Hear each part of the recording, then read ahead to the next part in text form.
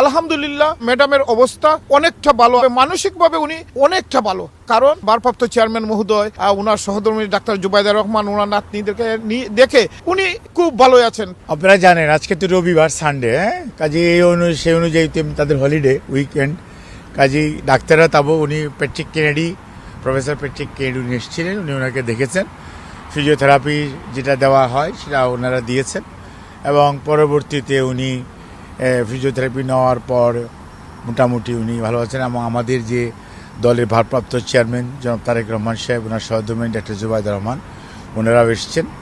এখন উনি একটু রেস্ট নিচ্ছেন এবং গতকালকে এসছেও বলা যায় যে শারীরিকভাবে আলহামদুলিল্লাহ উনি স্টেবল আছেন। আমরাও যুক্তরাজ্য বিএনপি ইতিমধ্যে কর্মসূচি দিয়েছি। আপনারা দেখেছেন মা বেগম খালেদা জিয়ার সুস্থতার জন্য যুক্তরাজ্যে অবস্থান প্রত্যেকটি ইউনিট, অঙ্গ সহযোগী সংগঠন, প্রত্যেকটি মসজিদে যা মসজিদে দোয়া মাহফিল এবং মিলাদ মাহফিল করার জন্য আমরা আহ্বান করেছি। আপনাদের মাধ্যমে দেশে বিদেশে সবার কাছে আবারও দোয়া চাচ্ছি। আলহামদুলিল্লাহ ম্যাডামের অবস্থা অনেকটা ভালো। আপনারা ইতিমধ্যে ডাক্তাররা ব্রিফিং করেছেন, ব্রিফিংয়ের মাধ্যমে বলেছেন ওনার চিকিৎসা টেস্ট চলতেছে, চিকিৎসা হচ্ছে এবং ওনারা সবাই ডাক্তাররা বলতেছেন আপনারা দেখেছেন ওনার অবস্থা অনেকটা ভালো। তবে মানসিকভাবে উনি অনেকটা ভালো।